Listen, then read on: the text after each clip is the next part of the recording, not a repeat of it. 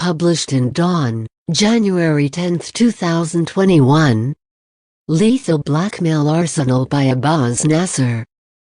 If bodies of slain loved ones can indeed be weaponized by mourning families to blackmail a prime minister, the Hazara Shias of Balochistan must be the most well-armed and lethal community in the country.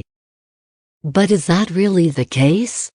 To understand this point, let's take a cursory look at what the Hazara community has gone through over the past 2 decades. The community is, or was, approximately 0.7 million strong.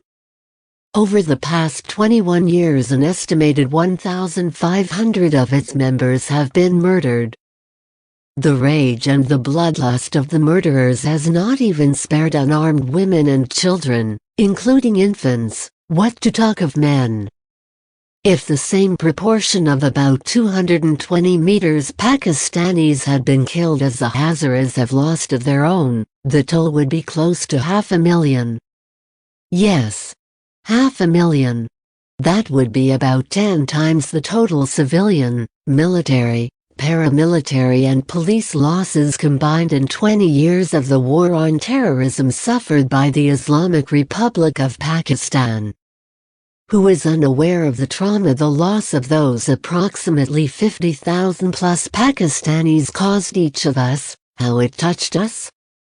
Now imagine what pain our own Hazara compatriots live in perpetuity. The fear and anguish that must have made a permanent place in their hearts. The despair that must cast a long shadow over their lives and the threat they must have to bear as they go about their everyday chores. The tragedy visiting them is endless. The number of their dead is tabulated by the Hazara Organization for Peace and Equality, HOPE, US-based, registered non-profit human rights organization documenting war crimes, human rights violations, and systemic discrimination against the Hazaras. This number does not include Hazara youths who have drowned in the high seas trying to find safer shores in Southeast Asia and Australia. But it does include a young man who was murdered in Quetta after his asylum application was rejected and he was deported from Indonesia. Whilst the number of dead is accurately recorded as is that of Hazaras wounded in assassination attempts by automatic weapons or bombs running into the thousands, certainly there are no details of what bullet or bomb blast injuries have done to those who continue to live. For example, if they are able to work. A number of young Hazara men, and some families, have sought asylum abroad. The painful reality is that even though a strong bond unites the community, the more educated members have greater mobility and can, and some have, moved out to safer cities within the country too. Some estimates put migration, domestic and foreign, thus far at up to 40% of the community. For the vast majority, life is hellish. The state has failed them. Of course, things weren't always like this. The community had a sizable presence in Quetta's trade and commerce, owned many businesses. From visits to Quetta up to the 1990s, before mass murder visited them, I have a clear recollection of Hazara-owned shops, restaurants and even rickshaws driven by them.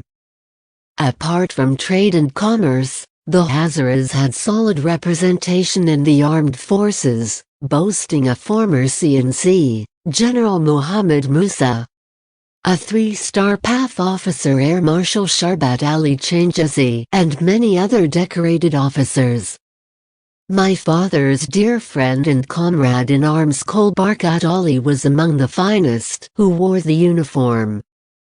The Hazaras have contributed to Pakistan's defense, enriched its sports team, most notably football and boxing. They have performed admirably in martial arts, competing in international events, and have also excelled academically. But brutal, systematic violence targeting them has meant an economic meltdown for the community. A large proportion of their businesses outside the two enclaves, ghettos, if we are honest, they have been forced into, have been shut down or sold for a fraction of their real price.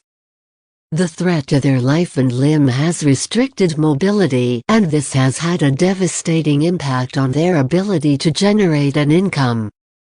Some among them, such as the miners who had their hands tied behind their backs and throats slit, are forced to leave their ghettos and the little security they are afforded there, in order to find manual labor. The state has abandoned them. There is no doubt about that. Those close to the ground realities and familiar with the dynamics of Balochistan say the state's own policies have rendered it helpless in doing anything for the Hazaras. First, there was the need to accommodate the Afghan Taliban, who came here in large numbers in the aftermath of 9/11 and brought some of their sectarian prejudices with them, a Quetta-based journalist said. The journalist reminded me that Afghan Hazara leader Abdul Halim Azari, who fought against the Soviets, was killed by the Taliban in 1995 when they controlled the Ghazni area, after being invited for talks. He was reportedly taken up in a helicopter and thrown out of it at high altitude. Then followed years of looking the other way after Nawab Bhutti's killing led to Baloch militancy. Some of the armed extremist Baloch religious groups helping the security forces in tackling Baloch militancy were simultaneously pursuing their sectarian agenda on the side, he added. The Hazaras have paid a very heavy price. I know of families now having to live off charity because the main breadwinner was snatched away. Occasionally, they are unable to contain their pain. They do sit-ins not to inconvenience us or to blackmail anyone. They just want us to acknowledge they are hurting. We may be helpless in protecting them, but are we also helpless in displaying a bit of empathy, compassion? If we find ourselves bereft of humanity, let's not call Hazaras blackmailers. They are not. The writer is a former editor of Dawn. Published in Dawn, January 10, 2021. Like, comment, share and subscribe my channel Dawn Vocabulary with Urdu Meaning.